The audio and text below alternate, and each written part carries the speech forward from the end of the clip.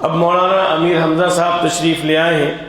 یہ جو ہے ابھی جو کچھ لوگ متاثر ہوئے تھے اس علاقے میں، جو ہم اس علاقے میں، تو مولانا نے مستقل یہاں آتے رہے، ان لڑکوں سے بات کرتے رہے، اور کئی گھنٹے معلوم ہمارے کمرے میں بھی ان کو بلایا گیا، بات چیت ہوئی، تو کافی محنتیں کی بہرحال. اور اس سلسلے میں پورے شہر میں جہاں کہیں جو ہے کچھ ہوتا ہے تو مولانا امیر حمزہ صاحب کی ٹیم پہنچتی ہے. حضرت مولانا اسامہ صاحب رحمۃ اللہ علیہ نے ایک تنظیم جمعیت اہل سنت بنائی تھی اور ان حضرات کو اس کا ذمہ دار بنایا تھا. الحمدللہ اس سلسلے میں یہ لوگ کام کر رہے ہیں. اب میں گزارش کروں گا مولانا امیر حمزہ صاحب سے کہ وہ پروگرام کو اپنا آگے بڑھائیں.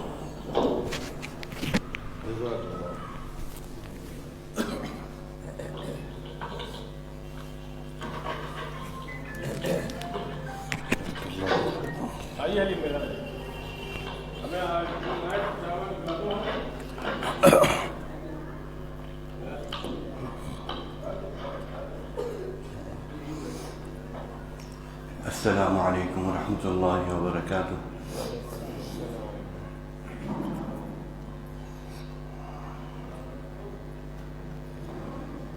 نحمده ونصلی علی رسولہ الکریم، اما بعد.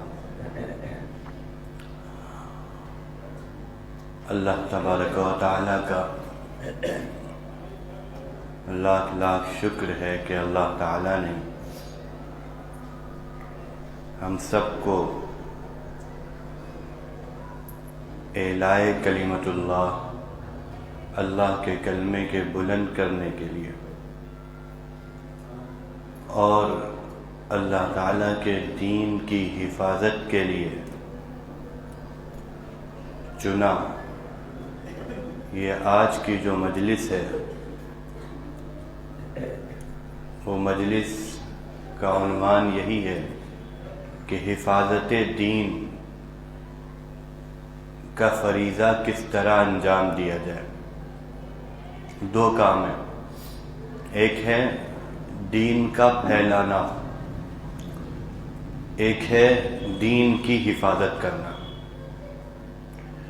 یہ دونوں کام اس امت کو انجام دینے ہیں. دین کو پھیلائے گی بھی یہ امت اور دین کی حفاظت بھی کرے گی یہ امت. دیکھیے، اصل کے اعتبار سے یہ دونوں ذمہ داری اللہ تعالیٰ کی ہے. اللہ تعالیٰ نے اس دین کو پھیلایا بھی ہے، اللہ تعالیٰ ہی دین کی حفاظت کرنے والے ہیں. اِنَّا نَحْنُ نَزَّلْنَا الذِّكْرَ وَإِنَّا لَهُ لَحَافِظُونَ. ہم ہی نے اس ذکر کو، قرآن کو یعنی دین کو نازل کیا ہے اور ہم ہی اس کی حفاظت کرنے والے ہیں. تو اصل کے اعتبار سے تو یہ کام اللہ کا ہے، لیکن اللہ تعالیٰ اس دنیا میں کوئی کام اسباب کے بغیر عام طور پر نہیں کرتے. سارے کام اسباب کے دائرے میں ہوتے ہیں. تو اللہ تعالیٰ نے جس کام کی ذمہ داری اپنے اوپر لی ہے اس کا طریقہ کار یہ اختیار کیا ہے کہ ہر زمانے میں کچھ لوگ ایسے پیدا ہوتے ہیں جو دین کی خوب تبلیغ کرتے ہیں، دین کو پھیلاتے ہیں، دین کی خاطر گھر گھر جاتے ہیں. اسی طرح سے ہر زمانے میں کچھ افراد ایسے پیدا ہوتے ہیں کہ جو دین کی حفاظت کا فریضہ انجام دیتے ہیں. حفاظت کرنے والا کون ہوتا ہے؟ حفاظت جیسے مکان ہو تو مکان کی حفاظت کرتا ہے چوکیدار. چوکیدار جو ہوتا ہے وہ مکان کی حفاظت کرتا ہے. تو اسی طرح جو دین کی حفاظت کرنے والے لوگ ہوتے ہیں یعنی علماء کرام ہوتے ہیں، یہ دراصل دین کے چوکیدار ہوتے ہیں. چوکیدار کا کیا کام ہوتا ہے؟ چوکیدار کے دو کام ہوتے ہیں. نمبر ایک، گھر کے اندر کی چیز کو یعنی گھر کا جو اچھا سامان ہے، عمدہ سامان ہے، اس کو باہر نہیں جانے دینا. نمبر دو، باہر کی ردی اور گھٹیا چیز کو اندر نہیں آنے دینا. یہ کام ہوتا ہے چوکیدار کا. کہ گھر کا جو قیمتی سامان ہے وہ باہر نہ جانے دے. چور جس وقت گھر خالی ہوتا ہے اس وقت تو بہت زیادہ اس پر نظریں گڑا دیتے ہیں، چوری کرنی ہے، لیکن اس وقت چوکیدار مسلط ہوتا ہے تو چوروں کی ہمت نہیں ہوتی کہ چوری کریں، کیونکہ چوکیدار موجود ہے. لیکن شرط یہ ہے چوکیدار غافل نہ ہو. اگر چوکیدار غافل ہو گیا، سو گیا، لاپرواہی کرنے لگا، کہیں اور چلا گیا، تو چور کو موقع مل جائے گا. چور کا کام ہے چوری کرنا، وہ ہر وقت سین لگانے کے لیے تیار رہتا ہے، موقع کی تلاش میں رہتا ہے. اسی طرح سے اس دین کا جو چور ہے، جو ڈاکو ہے، وہ ہے شیطان. قرآن کریم نے کہا ان الشیطان لکم عدو فاتخذوہ عدوا. شیطان تمہارا کھلا ہوا دشمن ہے، تم اس کو دشمن بنا لو، سمجھ لو، وہ ہے تمہارا دشمن. شیطان کبھی بھی ہمدردی کا معاملہ مسلمان کے ساتھ نہیں کر سکتا. کبھی بظاہر لگتا ہے کہ شیطان کوئی ہمدردی کر رہا ہے، لیکن ہمدردی بھی وہ اس لیے کرتا ہے تاکہ بڑے اجر سے محروم ہو کر چھوٹے اجر پر لگا رہے. بعض روایات سے پتہ چلتا ہے ایک مرتبہ حضرت امیر معاویہ رضی اللہ عنہ کی تہجد قضا ہو گئی، تہجد چھوٹ گئی. حضرت امیر معاویہ رضی اللہ عنہ بہت زیادہ روئے. تو دوسرے دن شیطان ان کے پاؤں دبا رہا ہے، اٹھ جائیے. پوچھا کون؟ کہا شیطان. کہا شیطان تہجد کے لیے اٹھا رہا؟ بات تو سمجھ میں نہیں آئی. دراصل جب کل تہجد چھوٹی اور تہجد چھوٹنے پر جو آپ نے گریہ و زاری کری، اس سے جو آپ کے درجات بلند ہوئے ہیں، وہ آپ کے درجات تہجد پڑھنے سے نہیں بلند ہوتے. تو کبھی کبھی شیطان ہمدردی کرتا ہے، لیکن وہ بڑی خیر سے محروم کر کے چھوٹی خیر کی طرف لگاتا ہے. اس کا تو کام یہ ہے کہ جس کو جتنا کاٹ سکو. شیطان کے جو داؤں ہوتے ہیں وہ بھی عجیب عجیب ہوتے ہیں. علامہ جوزی رحمۃ اللہ علیہ نے کتاب لکھی ہے تلبیس ابلیس، اس میں شیطان کے داؤں لکھے ہیں. شیطان ہر ایک کو کافر نہیں بناتا ہے، ہر ایک سے یہ نہیں کہے گا کہ تم بت کی پوجا کرو تم مشرک بن جاؤ. وہ دیکھتا ہے یہ جا کہاں تک کے سکتا ہے. کچھ کو کفر کے اندر لے جائے گا جو کمزور ایمان والے ہوں گے، کچھ کو بدعات پر لگا دے گا، کچھ کو فرائض سے چھڑائے گا، کچھ کو صرف سنن و نوافل سے غافل کرنے کی کوشش کرے گا، کیونکہ معلوم ہے ان کو ہم فرائض سے نہیں چھڑا سکتے، لیکن سنن و نوافل سے تو چھڑا ہی سکتے. تو شیطان ہر وقت دین میں، ہمارے دین میں، دین سے مراد ہمارے دین میں ہر وقت سین لگانے کے لیے تیار رہتا ہے، ہر وقت چوری اور ڈاکہ ڈالنے کے لیے تیار رہتا ہے. ایسے موقع پر ہمارا کیا کام ہونا چاہیے؟ رسول اللہ صلی اللہ علیہ وسلم نے ارشاد فرمایا تم سب کے سب چرواہے ہو، تم سب کے سب نگراں ہو، اور تم سے تمہاری رعیت کے بارے میں، تمہاری رعایا کے بارے میں پوچھا جائے گا. ہم سب کو نگراں مقرر کیا گیا ہے. جیسے گھر کا نگراں ہوتا ہے چوکیدار، ویسے ہی ایک ایمان والا اپنی ذات کا، اپنے گھر والوں کا، اپنے اقربا کا، اپنے علاقے کا نگراں ہے. جس درجے کا اس کے پاس علم ہوگا، جس درجے کی صلاحیت ہوگی، اسی درجے کا اس کو نگراں مانا جائے گا اللہ تعالیٰ کی نظر. یا ایھا الذین آمنوا قوا انفسکم واہلیکم نارا. اتنی نگرانی تو ہر ایمان والے کے ذمے ہے کہ اے ایمان والوں اپنے آپ کو اور اپنے گھر والوں کو جہنم کی آگ سے بچاؤ. اتنی نگرانی تو ہر ایمان والے کو کرنا ضروری ہے کہ اپنی نگرانی کرے، اپنے گھر والوں کی نگرانی کرے. اگر ہم نے اپنی اور اپنے گھر والوں کی نگرانی نہیں کری تو اللہ تعالی ہم سے اس کے بارے میں قیامت میں سوال کریں گے۔ نگرانی کس چیز کی کرنی ہے؟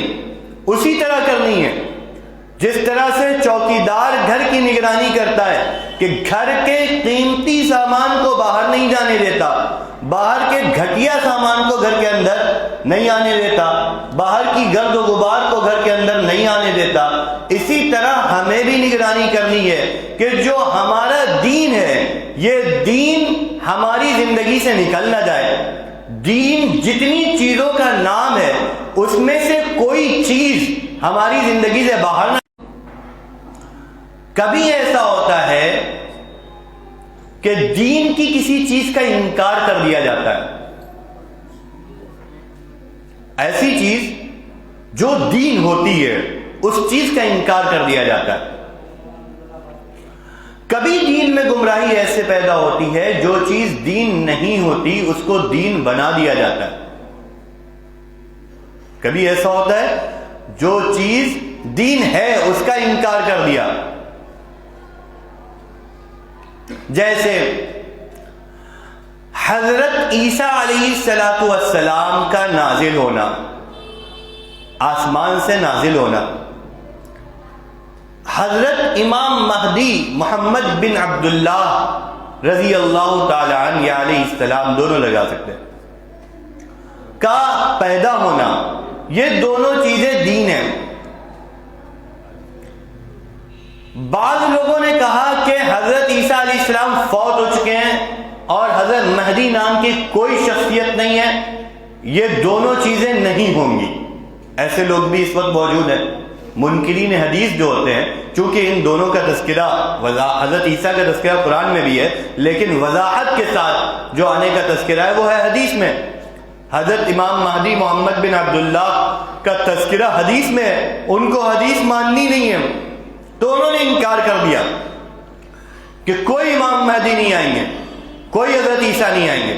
تو دین میں ایک چیز ثابت تھی، اس چیز کا انہوں نے انکار کر دیا۔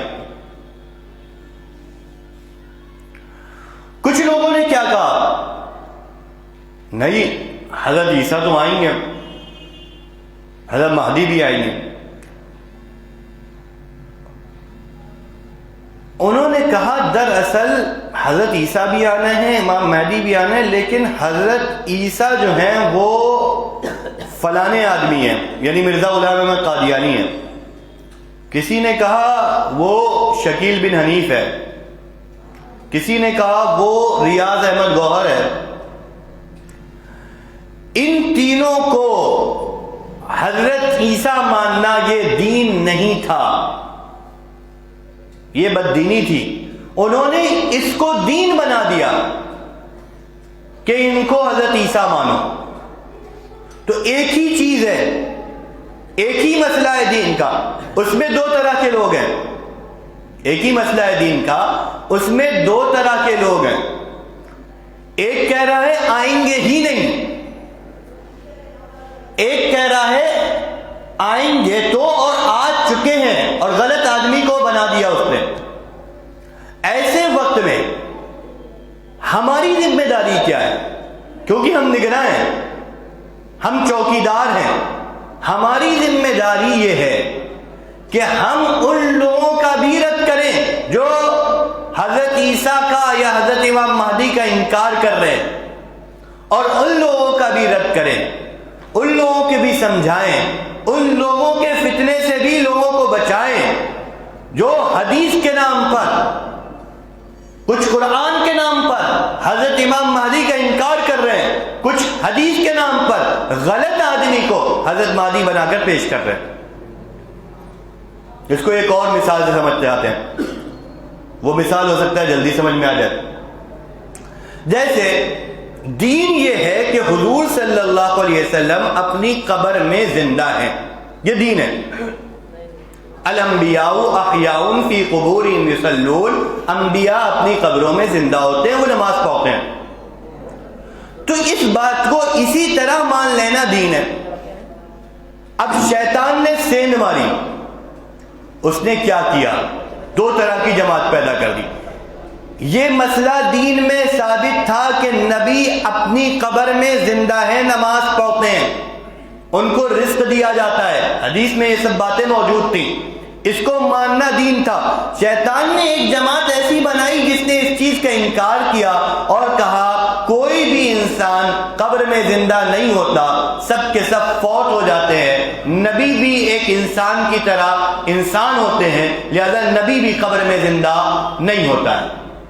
تو دین میں ایک مسئلہ ثابت تھا، اس کا انکار کر دیا کہ نبی قبر میں زندہ نہیں ہے۔ ایک طبقے نے کہا کہ نہیں، نبی قبر میں بھی زندہ ہے، قبر میں بھی موجود ہیں اور یہاں پر بھی موجود ہیں، نبی ہر جگہ موجود ہے، نبی ہر جگہ موجود ہے۔ تو وہ چیز جو دین میں نہیں تھی اس کو دین بنا دیا، ایک نے جو دین تھا اس کا انکار کر دیا، ایک طبقے نے جو دین نہیں تھا اس کو دین بنا دیا۔ ان دو طرح سے گمراہی آتی ہے، ان دونوں طرح کی گمراہی سے اپنے آپ کو بچانا اتنی بڑی ذمہ داری ہے، اتنی بڑی ذمہ داری ہے کہ اللہ تعالیٰ نے ہر نماز کی ہر رکعت میں یہ دعا سکھائی اور منگوائی کہ ان دونوں طرح کی گمراہیوں سے محفوظ رہنے کی تم دعا مانگا کرو۔ اتنی بڑی ذمہ داری ہے۔ اللہ تعالیٰ نے کہا کیا کہ اہدنا الصراط المستقیم، اللہ ہم کو سیدھے راستہ دکھا دیجئے۔ صراط الذین انعمت علیہم، ان لوگوں کا راستہ جن پر آپ نے انعام کیا۔ آگے کہتا غیر المغضوب علیہم ولا الضالین، نہ کہ ان لوگوں کا راستہ جن پر آپ کا غضب نازل ہوا اور نہ ہی گمراہوں کا راستہ۔ غیر المغضوب علیہم ولا الضالین، نہ ان لوگوں کا راستہ، ان لوگوں کے راستے سے بھی بچائیے جن پر آپ کا غضب نازل ہوا، ان لوگوں کے راستے سے بھی بچائیے جو گمراہ ہو گئے۔ یہ دو لوگ کون ہیں؟ مغضوب علیہم، جن پر غضب نازل ہوا، اس سے مراد ہے یہود، ضالین سے مراد ہے عیسائی۔ مغضوب علیہم سے مراد ہے یہودی، ضالین سے مراد ہے عیسائی۔ یہودی کیا کرتے تھے؟ یہودی یہ کرتے تھے کہ دین کی جو باتیں ہوتی تھی، حضرت موسیٰ علیہ السلام جو حکم لے کر آتے تھے، وہ کہتے تھے سمعنا وعصینا، سنی نافرمانی کر دی، نہیں ماننا موسیٰ علیہ السلام آپ کی بات، نہیں ماننا۔ ہر جو بھی حکم لاتے تھے موسیٰ علیہ السلام اس میں زبردستی کے سوال ڈال دیتے، قیل و قال کرتے ہیں، اے موسیٰ ایسے کیسے ہو سکتا ہے کہ گائے کو ہم لائیں اور اس کو ذبح کریں اور اس کو ایک مردہ جسم پہ ملے اور وہ مردہ زندہ ہو جائے، وہ بول دے، ایسا کیسے ہو سکتا ہے؟ موسیٰ ہمیں نہیں ماننی۔ ہر چیز میں وہ انکار کرتے تھے جو موسیٰ علیہ السلام لے کر آتے تھے۔ اور دوسرا طبقہ تھا ضالین کا، گمراہوں کا، یہ کیا کرتا تھا؟ اس نے یہ کیا جو چیز دین نہیں تھی اس کو بھی دین بنایا۔ حضرت عیسیٰ علیہ السلام عبداللہ تھے، اللہ کے بندے تھے، اس نے کہا نہیں، حضرت عیسیٰ علیہ السلام اللہ کے بیٹے ہیں۔ تو غیر دین کو دین بنایا عیسائیوں نے، دین کی باتوں کا انکار کرا یہودیوں نے۔ اللہ تعالیٰ نے ان دونوں راہوں سے بچنے کا اور ہمیں بچانے کا اس قدر اہتمام کروایا، اس قدر اہتمام کروایا کہ ہر نماز کی ہر رکعت میں جو دعا سکھائی اس دعا میں یہ الفاظ بتائے کہ ان دونوں راہوں سے بچنے کی دعا مانگو، ان دونوں طریقوں سے بچنے کی دعا مانگو۔ اس سے ایک بات اور پتہ چلی کہ ہماری تدبیر ایک طرف لیکن بچے گا وہ جسے اللہ بچائے گا۔ ہماری تدبیر ایک طرف، ہماری محنت ایک طرف۔ ہاں یہ نہیں کہ ہم محنت بھی نہ کریں، ہم تدبیر بھی نہ اختیار کریں کہ اللہ کو جسے بچانا ہو بچائے گا۔ ہم اس دنیا میں عمل کے مکلف ہیں، محنت کے مکلف ہیں۔ ہماری محنت سے پوری دنیا میں ایک آدمی بھی ہدایت پر نہ آئے تب بھی یہ کہہ کر ہم محنت نہیں چھوڑیں گے کہ ہمارے کہنے سننے سے کچھ فائدہ ہی نہیں ہوتا۔ اللہ کے نبی صلی اللہ علیہ وسلم سے کہا گیا انک لا تہدی من احببت ولکن اللہ یہدی من یشاء۔ اے نبی صلی اللہ، بہت خواہش تھی کہ چچا ایمان لے آئے، بڑی محبت تھی ابو طالب سے. ابو طالب کو حضور صلی اللہ علیہ وسلم سے بڑی محبت تھی. اتنی محبت تھی کہ ایمان نہیں قبول کیا. صرف محبت کی وجہ سے شیب ابی طالب میں 3 سال تک کے قید رہے. نہ کھانا تھا نہ پانی تھا. حضور صلی اللہ علیہ وسلم دین کی خاطر پتے چبا رہے ہیں اور ابو طالب حضور کی محبت کی خاطر پتے چبا رہے ہیں. اتنی محبت تھی. اتنی محبت ہوگی تو ظاہر ہے حضور صلی اللہ علیہ وسلم کی خواہش ہوگی کہ یہ ایمان لے آئے. اللہ تعالیٰ نے آیت اتاری انک لا تہدی من احببت, آپ ہدایت نہیں دے سکتے جسے آپ چاہیں, ولکن اللہ یہدی من یشاء, لیکن اللہ ہدایت دیتا ہے جسے چاہے. حضرت نوح علیہ السلام نے 950 سال محنت کری. 80 یا 82 لوگ, بعض روایت سے 40 لوگ ایمان قبول کرتے ہیں. کیا حضرت نوح علیہ السلام ناکام ہو گئے؟ کیا حضرت نوح علیہ السلام کی محنت رائے گاہ ہو گئی؟ اگر کوئی ایسا جملہ کہتا ہے یہ جملہ کفر ہے نبی کے بارے میں اس طرح کی بات کہنا. نوح علیہ السلام کا کام تھا محنت کرنا, ہدایت کو عام کرنا, گمراہی سے بچانا. ہدایت دے نہیں سکتے, بس ہدایت کو پھیلانے کی کوشش کریں گے. ہدایت اللہ تعالیٰ دیتے ہیں. نوح علیہ السلام کامیاب ہیں کیونکہ ان کو جو ذمہ داری سونپی گئی تھی اس ذمہ داری کو انہوں نے بحسن خوبی بہت بہتر طریقے سے انجام دیا. اس لیے نوح علیہ السلام کامیاب ہے. ہمارا کام ہے محنت کرنا, ہمارا کام ہے نگرانی کرنا, ہماری ذمہ داری ہے. ہم نگراں بنا کر بھیجے گئے. اگر ہم نے اپنے کم سے کم درجے میں اپنے اور اپنے گھر والوں کے ایمان کے اعمال کی حفاظت کی فکر نہیں کری, اللہ تعالیٰ کے یہاں ہماری بات پرس ہوگی. اور وہ جو بچے جن کے لیے ہم پوری دنیا کی خوشی قربان کرنے کے لیے تیار رہتے ہیں, اپنے بچوں کے لیے اپنی راحتیں قربان کر دیتے ہیں, تکلیفیں برداشت کرتے ہیں. ماں کیا نہ برداشت کر لے اپنے بچے کے لیے. باپ کون سے ایسا جتن ہوتا ہے نہیں کرتا ہے اپنے بچے کے لیے, لیکن اگر ان کی جہنم سے بچانے کی ان کو فکر نہیں کری, یہ بچے کہیں گے اطعنا سادتنا وکبرانا فاضلونا السبیلا, اللہ ہم نے تو اپنے بڑوں کی اطاعت کری تھی, انہوں نے ہمیں جس راہ پہ چلایا چل دیے تھے, انہوں نے ہمیں گمراہ کیا. اگر نہیں فکر کریں تو بچے ہمارے خلاف گواہی دے دیں گے. تو یہ باقاعدہ ہماری ذمہ داری ہے. ایک سوال اٹھتا ہے صاحب, کیا ہر طرح کے فتنے کانپوری میں پائے جاتے ہیں؟ جب دیکھو کانپور میں کوئی نہ کوئی جوڑ ہوا کرتا ہے, کوئی نہ کوئی پروگرام ہوا کرتا ہے, اتنے فتنے کہیں اور کیوں نہیں پائے جاتے؟ یہ دراصل دھوکہ ہے. ہر علاقے میں فتنے موجود ہیں. جو دنیا آگے بڑھے گی نئے نئے فتنے پیدا ہوتے جائیں گے. روایت میں آتا ہے فتنے ایسے برسیں گے جیسے بارش برستی ہے, برابر بارش کے قطرے آسمان سے زمین کی طرف آتے چلے جاتے ہیں. اسی طرح سے فتنے برابر آتے چلے جائیں گے. آپ ختم کرنا چاہو گے نہیں ختم ہوں گے. دراصل کانپور میں محنت کے نتیجے میں فتنے دکھ جاتے ہیں, معلوم ہو جاتا ہے یہاں فتنے ہیں, ورنہ کان کے نیچے سے لے جا رہے ہوتے ہیں, گھروں میں سین ماری جا رہی ہوتی ہے. جہاں پر محنت نہیں ہوتی وہاں پتہ ہی نہیں چلتا یہ چیزیں فتنہ بھی ہے, یہ چیزیں فتنہ ہے, یہ پتہ ہی نہیں چلتا. بعض گھر والوں سے بتایا گیا بھائی آپ کے گھر آپ کے جو فلاں آنے ہیں وہ حدیث کا انکار کر رہے ہیں. کوئی بات نہیں, حدیث کا انکار کر رہے ہیں.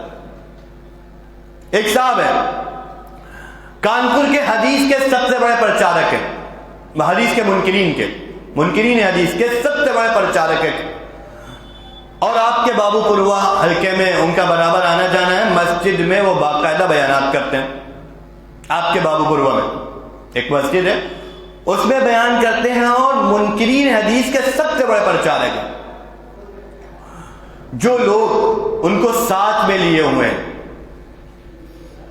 اور ان کو ہائی لائٹ کر رہے ہیں وہ بہت دیندار ہیں. کہ ان کے ہاں بس پوری زندگی گویا کہ وہ قربان کر رہے ہیں دین کے لیے اور امت مسلمہ کے لیے، پوری زندگی لگا رہے ہیں۔ کس لیے لگا رہے ہیں؟ کہ امت مسلمہ پریشانیوں سے نکل جائے، حالات سے نکل جائے، اس لیے پوری زندگی لگا رہے ہیں کہ بھائی ستائے جا رہے ہیں لوگ، جیلوں میں بند کیے جا رہے ہیں، ہم کیسے ان کا مستقبل سنوار کریں۔ ان سے ہم لوگوں نے کہا بھائی یہ جس آدمی کا آپ استعمال کر رہے ہو یہ غلط آدمی ہے، اس کو ہائی لائٹ نہیں کرنا چاہیے، ہائی لائٹ نہیں کرنا چاہیے۔ تو ان کا جواب سنیے، وہ جواب یہ دیتے ہیں کہ ہمارے ساتھ تو منکرین خدا چل رہے ہیں، دہریے بھی چل رہے ہیں، ہندو بھی چل رہے ہیں۔ جب تحریک جیسے سی اے کی تحریک، اسی موقع پہ بات ہے جب سی اے کے خلاف تحریک چل رہی تھی، اس موقع پہ وہ لوگ تحریک چلا رہے تھے، ہم نے کہا یہ غلط آدمی ہے، اس کو کم سے کم آپ ہائی لائٹ نہ کریے، بیک گراؤنڈ میں رکھیے اگر آپ کو زیادہ ضرورت ہے۔ تو کہنے لگے منکرین خدا چل رہے ہیں تو منکرین حدیث ساتھ میں ہے تو حرج کیا ہے؟ ہم نے جواب دینے کی کوشش کری تو سن نہیں رہے میرا جواب۔ منکرین خدا جب ہمارے درمیان میں موجود ہوتا ہے سب کو پتا ہوتا ہے یہ منکر خدا ہے۔ ایک غیر مسلم ہمارے درمیان میں موجود ہوتا ہے سب کو پتا ہوتا ہے یہ غیر مسلم ہے۔ جب پتا ہے لوگوں کو یہ غیر مسلم ہے تو آدمی اس کے دین سے متاثر نہیں ہوگا۔ یہ آدمی مسلمان نہیں ہے، حدیث کا انکار کر رہا ہے اور آپ اس کا تعارف کروا رہے ہو، اس کی جو شبیہ لوگوں میں بن رہی ہے وہ اس طرح سے بن رہی ہے کہ ایک مسلمان اور ایک اچھا مسلمان ہے جو ہمارے لیے دن و رات محنت کر رہا ہے۔ غلطی کیا لگ گئی؟ غلطی یہ لگ گئی کہ ہمیں کسی بھی طرح سے مسلمان کی جان کی، مال کی، عزت کی، آبرو کی، جائیداد کی حفاظت کرنی ہے۔ سیاسی اعتبار سے ہمیں کسی بھی اعتبار سے مسلمان کو مضبوط کرنا ہے، یہ بہت اچھی چیز ہے، لیکن اگر آپ نے جان کی، مال کی، عزت کی، آبرو کی، جائیداد کی، سیاسی اعتبار سے قوت، ہر اعتبار سے مسلمان کو مضبوط کر دیا لیکن دین کے اعتبار سے کمزور کر دیا، یقین جانیے یہ نفع کا سودا نہیں، یہ نقصان کا سودا۔ ہمارے لیے سب سے جو مقدم ہے، جو سب سے پہلی چیز ہے وہ ہے دین کے اعتبار سے مضبوط کرنا، ایمان کی حفاظت کرنا، اعمال کی حفاظت کرنا۔ ایمان محفوظ ہے، اعمال محفوظ ہے، پھر یہ جان چلی گئی تو کوئی حرج نہیں، جہاں دی ہوئی اسی کی تھی۔ حق تو یہ ہے کہ حق ادا نہیں ہوا، یہ اللہ نے جان دی ہے چلی جائے گی، لیکن سب سے پہلے ایمان کی حفاظت کرنا ہے۔ آج پوری امت مسلمہ میں شور ہے، اگر کہیں پر کوئی ایک شخص غیر مسلم ہو جائے تو پورے اخبار میں بھر دیا جاتا ہے کہ فلاں جگہ پہ ارتداد کی لہر دوڑ گئی۔ ہونا چاہیے بیداری، میں یہ نہیں کہہ رہا اس طرح کی بیداری نہیں ہونا چاہیے، ہونا چاہیے، ضروری ہے اس طرح کی بیداری۔ اگر کوئی غیر مسلم لڑکی کسی غیر مسلم لڑکی کسی غیر مسلم کے ساتھ بھاگ رہی ہے تو بیداری ہونا ضروری ہے، میں یہ نہیں کہہ رہا بیداری نہیں ہونی چاہیے، بیداری ہونا ضروری ہے۔ اخبارات کو پورے سیاہ کر دیا جاتا ہے اور ایک شور مچ جاتا ہے، جگہ جگہ پر کانفرنسیں ہوتی ہے کہ ارتداد سے اپنے آپ کو بچاؤ۔ ٹھیک اسی طرح سے جس طرح سے کوئی لڑکی مسلمان غیر مسلم کے ساتھ بھاگ رہی ہے تو وہ ارتداد کا شکار ہو رہی ہے، اسی طرح سے اگر کوئی مسلمان لڑکی کسی قادیانی کے ساتھ جا رہی ہے، کسی پرویزی کے ساتھ جا رہی ہے، کسی شیعہ کے ساتھ جا رہی ہے، کسی شکیلی کے ساتھ جا رہی ہے، کسی گور شاہی والے کے ساتھ جا رہی ہے، یہ ارتداد کا شکار ہو رہی ہے۔ عجب تماشا یہ ہے، ایک تو اس کو بچانے کی فکر نہیں کری جاتی اور جب کچھ لوگ بچانے کی کوشش کرتے ہیں یہ صدا لگاتے ہیں کہ یہ گمراہیت کے شکار ہو رہی ہے، اسے بچاؤ تو کہہ دیا جاتا ہے تم کیوں امت مسلمہ میں تفرقہ پیدا کر رہے ہو؟ یہ تفرقہ ہے۔ اتحاد واعتصموا بحبل اللہ، اللہ کی رسی کو مضبوطی سے پکڑو، جب تک کہ دین پر باقی ہے سارے اتحاد ہیں۔ ہم نہیں کہتے کہ کوئی دیوبندی بریلوی اہل حدیث آپس میں لڑے، یہ سب مسلمان ہیں، دیوبندی بھی مسلمان ہیں، بریلوی بھی مسلمان ہیں، اہل حدیث بھی مسلمان ہیں، ہوں گے اختلافات ہیں، ہم ان کو ٹھیک نہیں مانتے پوری طرح، لیکن مسلمان ہیں۔ یہ چیزیں جن کا میں نے تذکرہ کیا اس کا اسلام سے کوئی تعلق نہیں۔ جو کسی شکیل بن حنیف کو ماننے والا ہو جاتا ہے اس نے گویا کہ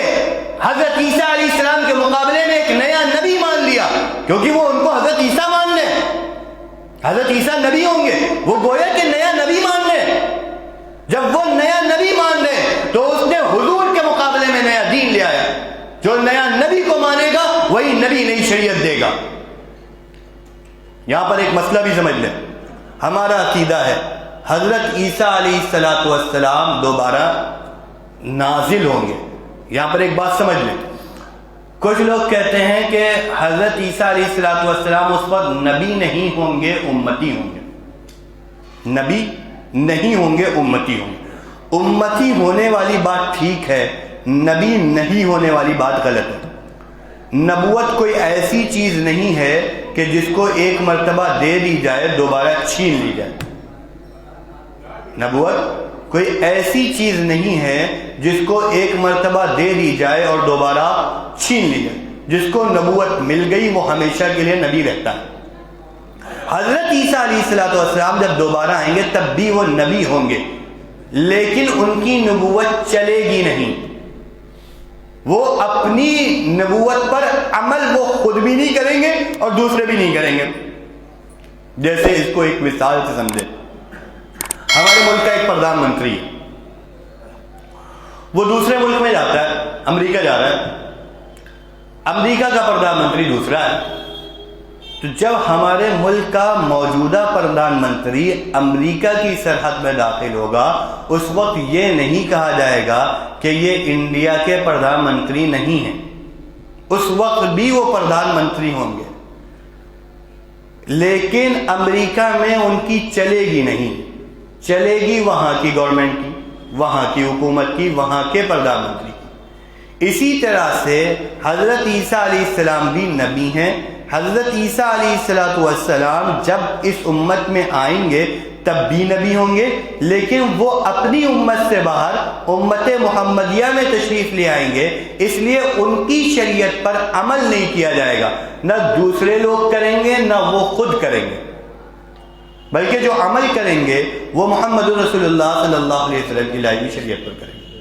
تو بعض لوگ یہاں پر غلط فہمی کا شکار ہو جاتے ہیں، غلط فہمی سے بات چل گئی، موضوع دوسرا چل رہا تھا، لیکن ایک بات اور سمجھ لیں، امام مہدی کا جو ہمارے یہاں تصور ہے وہ بہت زیادہ تصور ہے، بہت بڑھا ہوا ہے۔ ہم لوگ امام مہدی کا تصور ایسے لیتے ہیں گویا کہ وہ کوئی نبی ہوں گے۔ ہمارے یہاں امام مہدی کا جو تصور ہے، محمد بن عبداللہ امام مہدی کا تصور ہے، وہ ایسا ہے گویا کہ وہ نبی ہوں گے۔ اس بارے میں سمجھ لیجئے، امام مہدی نہ نبی ہیں، امام مہدی نہ صحابی ہیں۔ امام مہدی نہ نبی ہیں نہ صحابی ہیں۔ اس کا کیا مطلب ہے؟ نہ ان کا مقام نبوت کے برابر ہے نہ ان کا مقام صحابیت کے برابر ہے۔ ہمارا عقیدہ یہ ہے کائنات میں سب سے بزرگ ترین جماعت جو ہے وہ نبیوں کی جماعت ہے، نبیوں کے بعد سب سے بزرگ ترین جو جماعت ہے وہ صحابہ کی جماعت ہے۔ صحابہ کا ادنا غیر صحابی کا سب سے اعلیٰ وہ صحابی کی برابری نہیں کر سکتا، یہ ہمارا عقیدہ ہے۔ حضرت امام مہدی یہ سید الاولیاء ہوں گے، ولیوں کے سردار ہوں گے، ولی ہوں گے، نہ یہ صحابی ہیں نہ یہ نبی ہیں۔ ہمارے یہاں چونکہ امام مہدی کا جو تصور آتا ہے وہ بہت شیعوں کے اور زیادہ ہو رہا ہے، وہاں تو امام مہدی گویا کہ اللہ ہی ہیں، اس طرح کے اختیارات ہیں گویا کہ اللہ تعالیٰ بنایا امام مہدی کو۔ اسی لیے جتنے دعوے ہمارے یہاں ہوتے ہیں نا امام مہدی کے، اس سے زیادہ دعوے شیعوں کیا ہوتے ہیں، کیونکہ ہاں اتنا بڑا عہدہ ہے۔ ابھی کسی نے کتاب میں لکھا تھا کہ 2000 کے قریب لوگ ایران میں جیلوں میں بند ہیں اس دعوے کے چکر میں کہ انہوں نے دعویٰ کیا ہے کہ امام مہدی، 2000 کے قریب لوگ، تو ان کے یہاں اور زیادہ ہوتا ہے کیونکہ بڑا عہدہ۔ تو یہ بات بھی سمجھنے کی ہے کہ غلط فہمی کا شکار نہ ہو۔ حضرت عیسیٰ علیہ السلام نازل ہوں گے، حضرت امام مہدی پیدا ہوں گے، تو ان دونوں کے تعلق سے کسی بھی طرح کی غلط فہمی نہیں پیدا ہو۔ حضرت عیسیٰ علیہ السلام فوت نہیں ہوئے، زندہ آسمان پر اٹھائے گئے۔ حضرت امام مہدی حضور صلی اللہ علیہ وسلم کے خاندان سے ہوں گے، حضرت فاطمہ کی اولاد سے ہوں گے، حضرت فاطمہ میں بھی حضرت حسن کی اولاد سے ہوں گے، مدینے کے رہنے والے ہوں گے۔ حضرت امام مہدی رجل من اہل المدینہ، وہ مدینہ کے ہوں گے۔ حضرت عیسیٰ دمشق کی جامع مسجد پہ اتریں گے۔ جب حضرت عیسیٰ علیہ السلام اتریں گے، امام مہدی نماز پڑھانے کے لیے کھڑے ہو رہے ہوں گے، وہ پیچھے ہٹیں گے۔ حضرت عیسیٰ علیہ السلام ان کو آگے بڑھائیں گے، ان کے پیچھے نماز پڑھیں گے۔ یہ تمام باتیں حدیث میں موجود ہے۔ اس سے پتہ چلتا ہے امام مہدی الگ ہے اور حضرت عیسیٰ الگ ہے۔ بعض لوگ غلط فہمی یہ پیدا کرنے کی کوشش کرتے ہیں کہ امام مہدی اور حضرت عیسیٰ ایک ہی ہیں، تو کسی بھی طرح کی غلط فہمی کا شکار نہیں ہونا چاہیے۔ یہ تو مولانا اسد قاسم سنبھلی صاحب تشریف لا رہے ہیں، وہ اس موضوع پر، میں تو دوسری بات عرض کر رہا تھا، وہ اس موضوع پر تفصیلی گفتگو کریں گے۔ حضرت مولانا اسد قاسم سنبھلی صاحب جو ہمارے درمیان میں آج تشریف لا رہے ہیں، یہ وہ شخصیت ہے کہ جب شکیل بن حنیف نے امام مہدی ہونے کا دعویٰ کیا کہ میں مہدی ہوں، تو اس سے نہ کسی کی کوئی گفتگو ہوئی ہے، نہ کسی طرح کا کوئی مناظرہ ہوا۔ البتہ مولانا اسد صاحب نے ایک کتاب لکھی اس کے خلاف، تو پھر حضرت تشریف لے آئے، میں تذکرہ کر رہا تھا، تو پھر اس کے بعد اس نے جواب دیا شکیل بن حنیف نے، پھر ادھر سے جواب لکھا گیا، تو تقریباً 5 قسطیں جواب کی چلی ہیں۔ تو یہ اکیلی واحد شخصیت ہے ہندوستان میں جن کا باقاعدہ تحریری مناظرہ ہوا ہے شکیل بن حنیف سے۔ تو اس لحاظ سے بھی اس فتنے کے تعلق سے یہ شخصیت بہت زیادہ اہمیت کی حامل ہے۔ تو میں یہ عرض کر رہا تھا کہ جب کہیں پر ارتداد غیر مذہب کی شکل میں، ہندو کی شکل میں، عیسائیت کی شکل میں پھیلتا ہے، پیدا ہوتا ہے، تو ہم بہت زیادہ فکر مند ہو جاتے ہیں، اور فکر مند ہونا چاہیے۔ جب کہیں پر ہمیں نقصان جانی اعتبار سے، مالی اعتبار سے پہنچتا ہے، تو ہم بہت زیادہ فکر مند ہوتے ہیں، اور فکر مند ہونا چاہیے۔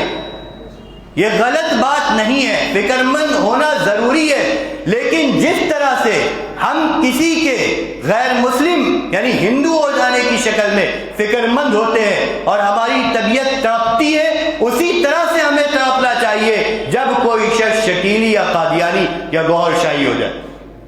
آپ کو پتہ ہونا چاہیے، آپ کے اس علاقے میں ایک شخص آیا اور 4-5 لڑکے شکیلی ہو گئے، اگر ان کو چھوڑے رہنے دیا جاتا، اگر ان کو چھوڑے رہنے دیا جاتا اور یہ کہا جاتا کہ وہ اپنا کام کریں، ہم اپنا کام کریں، ایک مزاج ہمارے ہاں یہ بھی ہے کہ ہمیں کیا مطلب،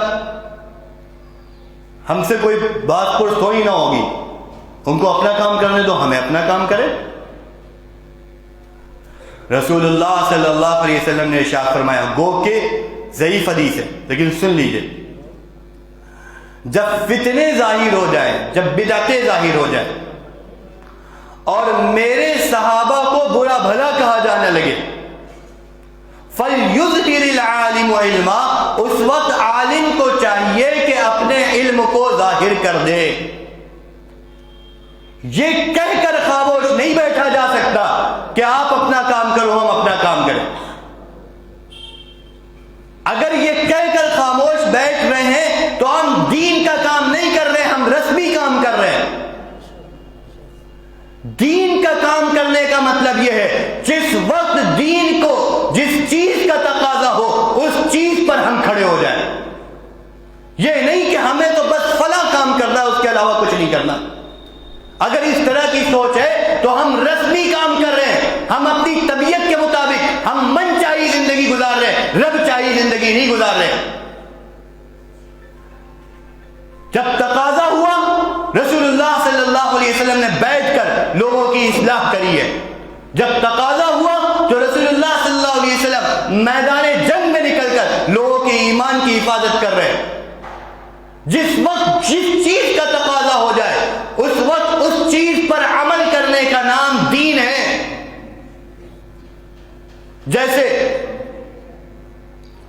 عید کے دن تقاضا اس بات کا ہے کہ روزہ نہ رکھا جائے، عید کے دن تقاضا اس بات کا ہے کہ روزہ نہ رکھا جائے، لیکن آپ کو شوق ہے روزہ رکھنے کا، آپ کو اچھا لگتا ہے روزہ رکھنا، یا آپ اس کو سب سے بڑی عبادت سمجھتے ہیں روزہ رکھنے کو، اس وجہ سے آپ اگر عید کے دن بھی روزہ رکھ لیں تو اجر نہیں ملے گا، گنہگار ہو جائیں گے۔ اس وقت کھانے پینے کا تقاضا ہے، کھائے پیئیں گے، اگر روزہ رکھ لیا تو گنہگار ہوں گے۔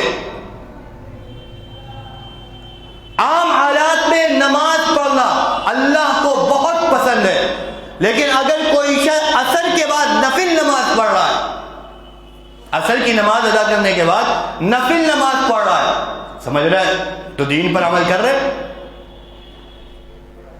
تو یہ شخص ثواب تو دور کی بات، اس کو گناہ پڑے گا،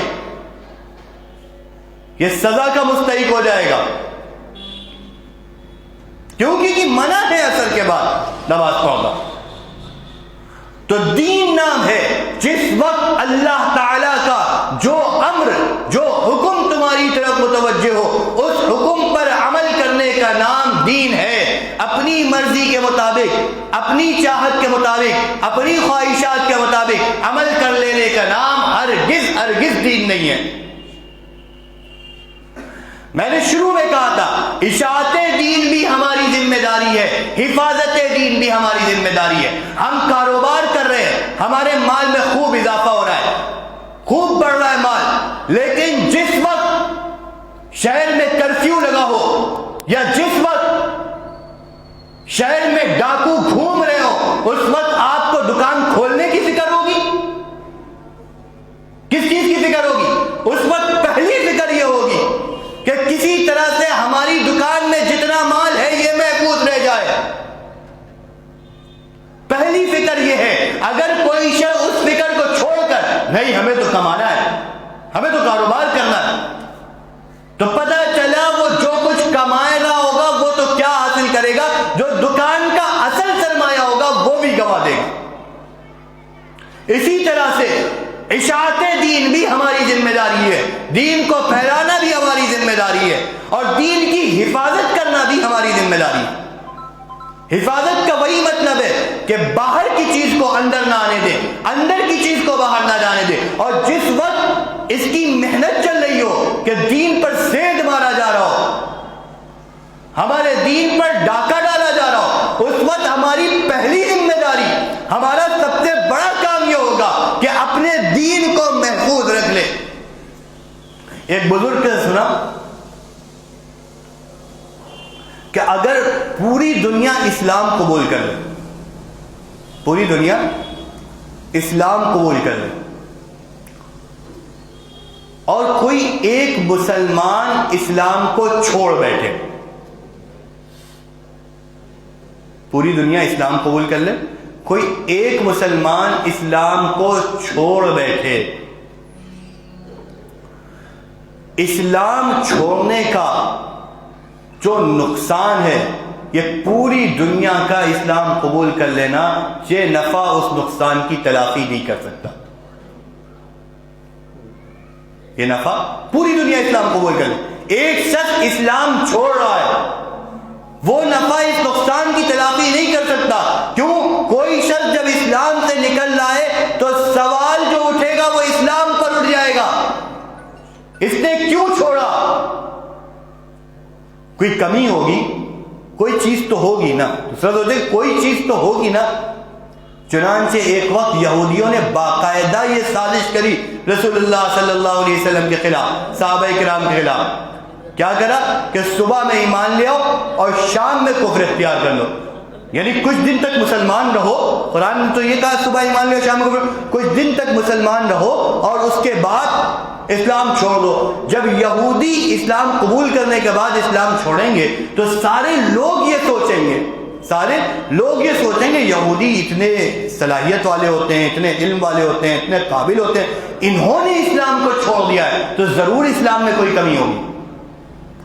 تو یہ ہتھ کنڈا انہوں نے اپنایا اسلام کے خلاف۔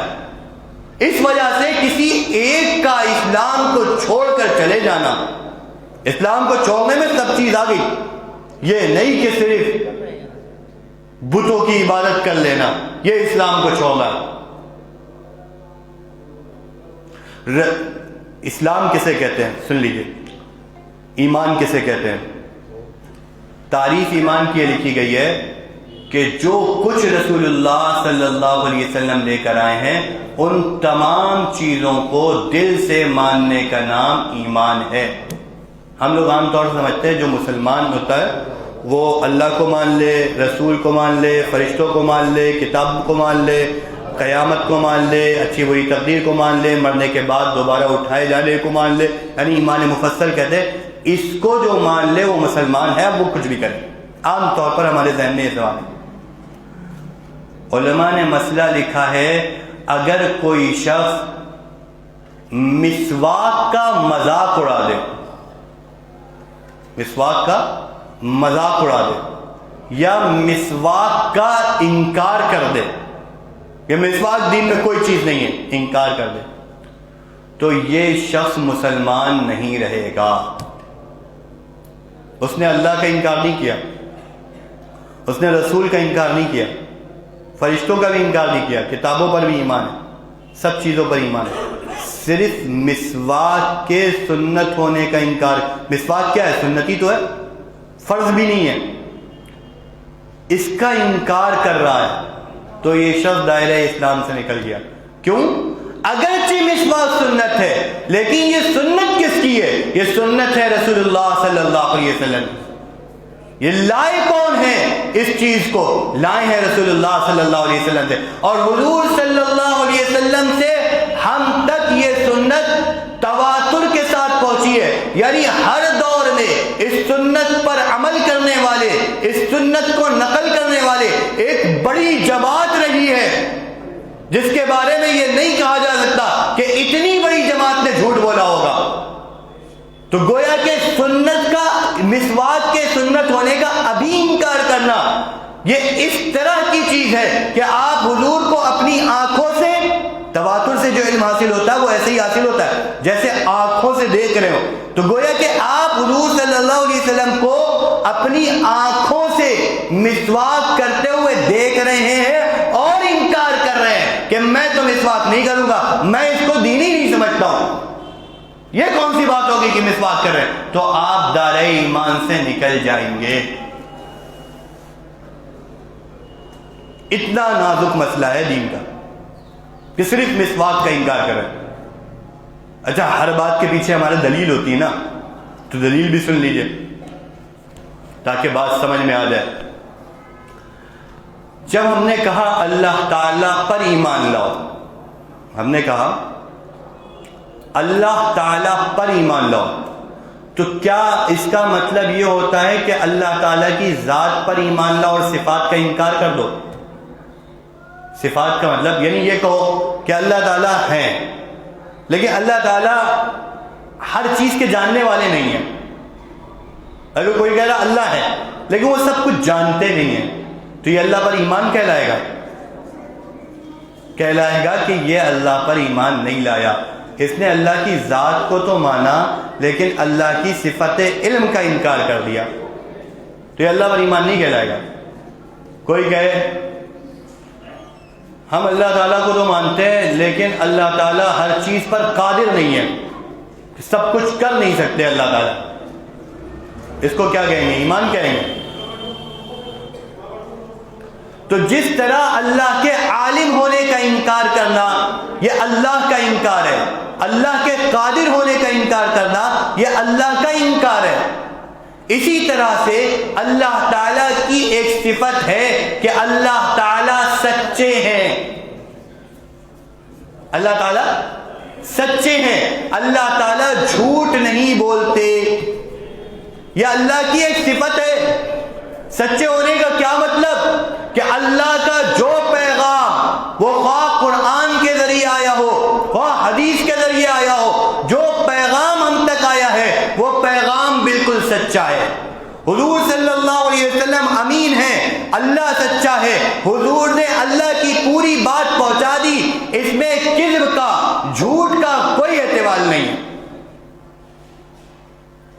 اب دیکھو، اسی سچے اللہ نے کہا محمد الرسول اللہ صلی اللہ علیہ وسلم آخری نبی ہیں، اسی سچے اللہ نے کہا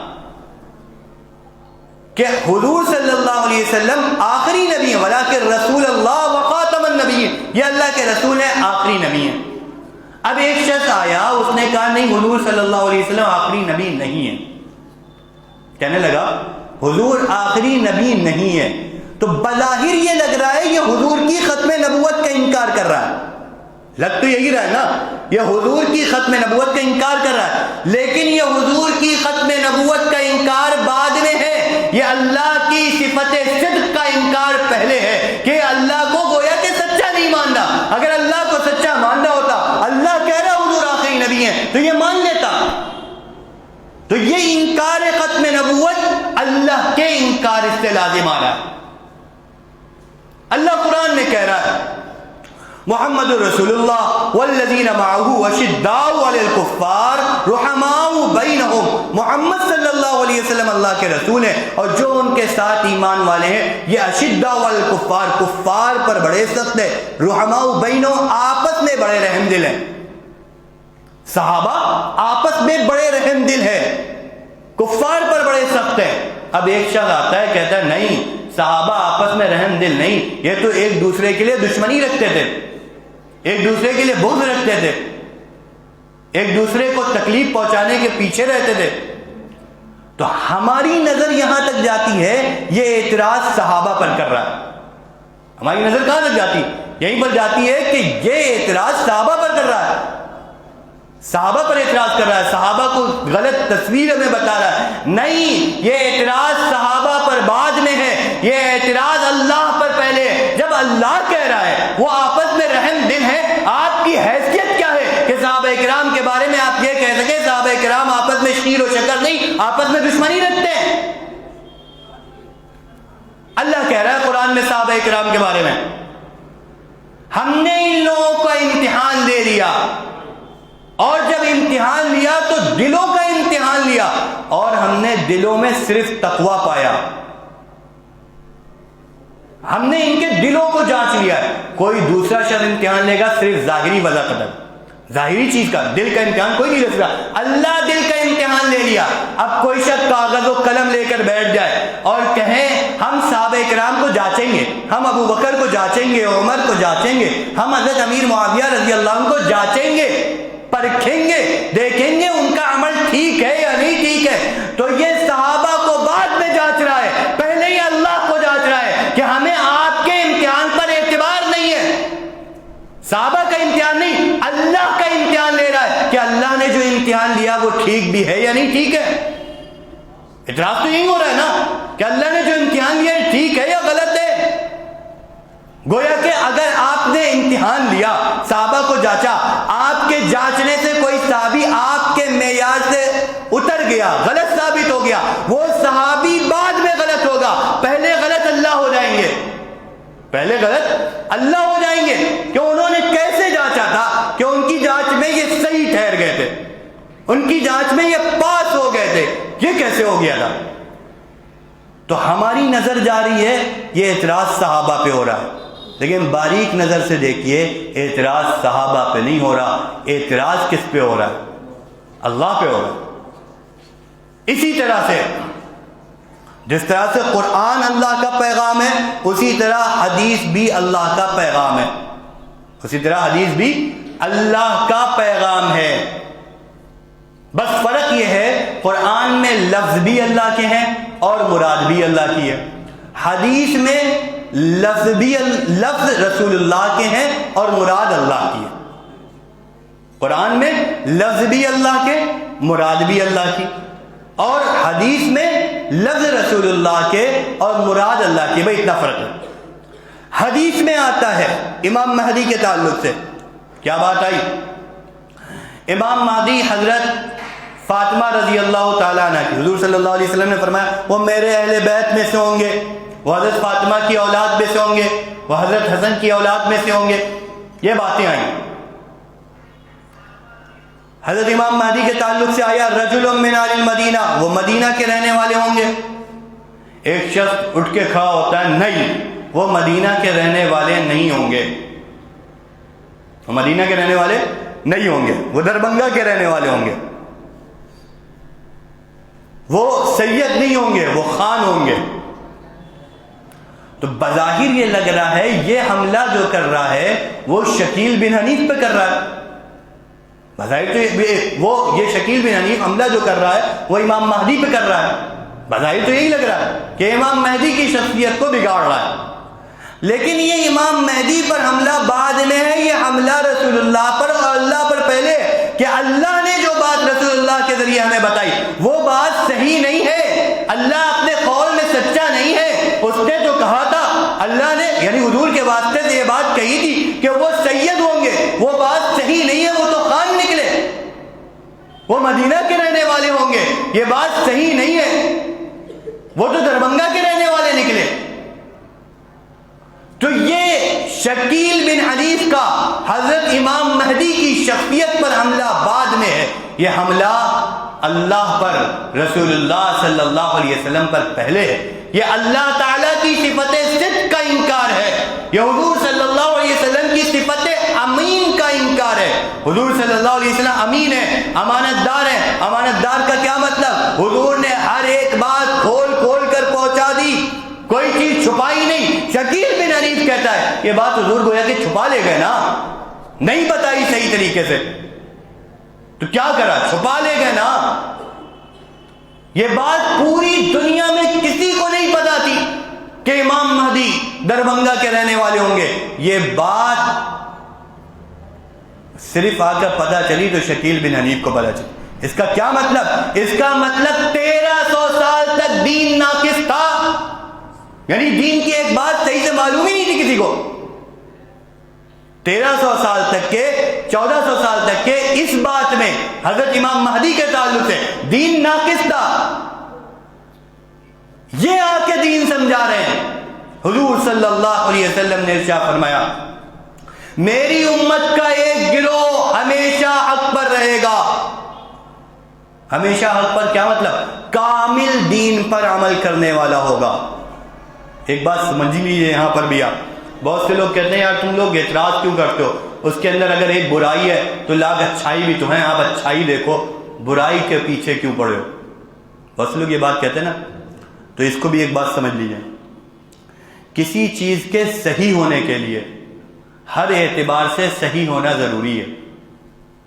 کسی چیز کے صحیح ہونے کے لیے ہر اعتبار سے صحیح ہونا ضروری ہے، اور غلط ہو جانے کے لیے صرف اتنا کافی ہے کہ کوئی ایک چیز غلط ہو جائے۔ جیسے مثال دیکھیں، نماز کی 7 شرطیں ہیں، یاد ہوں گی سب کو، بدن کا پاک ہونا، کپڑے کا پاک ہونا، جگہ کا پاک ہونا وغیرہ وغیرہ سب ہے نا۔ اچھا 6 شرطیں پائی جا رہی ہیں، ایک شرط نہیں پائی جا رہی ہے، کیا؟ کہ کپڑا پاک نہیں ہے، کپڑا پاک نہیں ہے، باقی 6 شرطیں بالکل ہیں، جگہ بھی پاک ہے، بدن بھی پاک ہے، قبلہ رخ بھی ہے، وقت بھی ہے، سب کچھ بالکل ٹھیک ہے، صرف ایک شرط نہیں پائی جا رہی ہے، کپڑا پاک نہیں ہے۔ یہ نماز پڑھ لے، اس کی نماز ہو جائے گی؟ کیوں بھائی، 6 چیزیں تو پائی جا رہی ہیں، ارے اتنی اچھائی دیکھ لو، ایک غلطی کے پیچھے کاہے پڑے ہو جائے گی نماز؟ آپ بتاؤ بھائی، نہیں ہوگی نا، کیوں نہیں ہوگی؟ نماز کے صحیح ہونے کے لیے ضروری ہے کہ نماز کے صحت کی جتنی شرائط ہیں ساری شرطیں پائی جائیں۔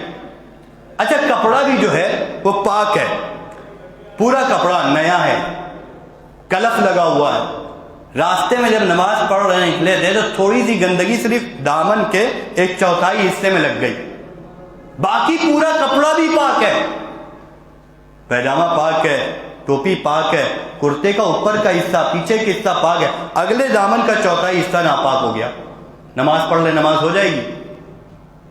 نہیں ہوگی نا۔ تو نماز کے صحیح ہونے کے لیے ہر شرط کا پایا جانا ضروری ہے، اسی لیے دین کے صحیح ہونے کے لیے پورے دین کا صحیح ہونا ضروری ہے۔ بھائی کوئی کہے ہم اللہ کو مانتے ہیں، فرشتوں کو مانتے ہیں، رسولوں کو مانتے ہیں، آخرت کو مانتے ہیں، سب چیزوں کو مانتے ہیں، لیکن کتابوں پر ایمان نہیں ہے، کیا کہیں گے؟ مسلمان ہیں؟ کہیں گے مسلمان ہیں؟ کیوں بھائی، اتنی چیزیں تو مان رہا ہے، اب زبردستی کے پیچھے پڑے ہیں؟ آپ اتنی چیزیں مان رہا ہے، کیوں پیچھے پڑ رہے ہیں؟ مسلمان ہونے کے لیے رسول اللہ صلی اللہ علیہ وسلم کی لائی ہوئی ہر چیز کو تسلیم کرنا ضروری ہے۔ اگر آپ نے مسواک کا بھی انکار کیا تو آپ دائرہ ایمان سے خارج ہو سکتے ہیں، صرف مسواک کے انکار۔ تو صحیح ہونے کے لیے ہر چیز کا صحیح ہونا ضروری ہے، اور غلط ہو جانے کے لیے صرف ایک چیز کا غلط ہو جانا کافی ہے۔ اچھا، یہیں پر رک کر ایک بات سمجھیے، کوئی شخص حضرت فاطمہ کی اولاد میں سے ہو، حضرت فاطمہ کی اولاد میں سے ہو، مدینہ کا رہنے والا ہو، اس کا نام محمد ہو، اس کے والد کا نام عبداللہ ہو، اس کا نام محمد ہو۔ حضور نے فرمایا امام مہدی کا نام میرے نام پر ہوگا، ان کے والد کا نام میرے والد کے نام پر ہوگا، یعنی محمد بن عبداللہ، مدینہ کے رہنے والے ہیں، حضرت فاطمہ کی حضرت حسن کے اولاد میں سے ہیں، باوقار شخصیت ہے، بہت نیک ہے، متقی ہیں، اور وہ یہ کہہ دیں کہ میں امام مہدی ہوں، دیکھو اتنی چیزیں پائی جا رہی ہیں، وہ یہ کہہ دے کہ میں امام مہدی ہوں، تو تسلیم کر لیا جائے گا اس کو امام مہدی؟ نہیں تسلیم کیا جائے گا۔ سب چیزیں پائی جا رہی تھی، لیکن ایک چیز غلط ہو گئی۔ کیا چیز غلط ہو گئی؟ امام مہدی کے بارے میں آتا ہے امام مہدی دعویٰ نہیں کریں گے کہ میں مہدی ہوں، امام مہدی دعویٰ نہیں کریں گے میں مہدی ہوں، اور اس شخص نے دعویٰ کر دیا۔ سب چیزیں صحیح تھی، ایک چیز غلط ہو گئی، اب یہ شخص صحیح نہیں ہو سکتا۔ ہمارے مہمان مکرم تشریف لے آئے ہیں، اس لیے بس میں اپنی بات یہیں پر ختم کرتا ہوں۔ میں شروع میں جو مضمون لے کر چلا تھا وہ یہ تھا میرے بھائیوں، جس طرح سے ہم ہر اعتبار سے فکر مند رہتے ہیں، سیاسی اعتبار سے فکر مند رہتے ہیں، مسلمان کی عزت کی، جان کی، آبرو کی حفاظت کرنے کی فکر کرتے ہیں، اور ضروری ہے ہم لوگوں کو نماز پڑھانے کی فکر کرتے ہیں، اور ضروری ہے اسی طرح سے ہمیں عقائد کے لیے بھی بیدار رہنا چاہیے، فکر مند رہنا چاہیے۔ عقائد کی تھوڑی سی خرابی آپ کو دین ایمان سے نکال دے گی۔ پوری زندگی کوئی شخص نماز نہ پڑھے، پڑھنا چاہیے ہے نا، سمجھے، پڑھنے کہہ رہے ہیں کہ نماز نہیں پڑھے، پوری زندگی کوئی شخص نماز نہ پڑھے لیکن یہ مانتا ہو کہ نماز پڑھنا ضروری ہے، وہ مسلمان رہے گا، وہ ایک نہ ایک دن جنت میں ضرور جائے گا کیونکہ مسلمان ہے۔ لیکن اگر وہ یہ کہہ دے کہ نماز کوئی چیز نہیں ہے، نماز نہیں پڑھنا چاہیے، اب اس کے بعد یہ نماز پڑھتا بھی رہے، کوئی کہے روزہ کوئی چیز نہیں ہے، اس کے بعد بھوکا بھی رہے، یہ شخص جنت میں نہیں جائے گا کیونکہ اس کا عقیدہ بگڑ گیا۔ تو عقیدے، جتنے اعمال کی صحت کی ہم فکر کرتے ہیں، اس سے زیادہ فکر عقائد کے تحت ہماری ہونی چاہیے۔ اللہ تعالی ہم سب کو کہنے سننے سے زیادہ عمل کی توفیق عطا فرمائے۔ آخر دعوانا الحمدللہ رب العالمین۔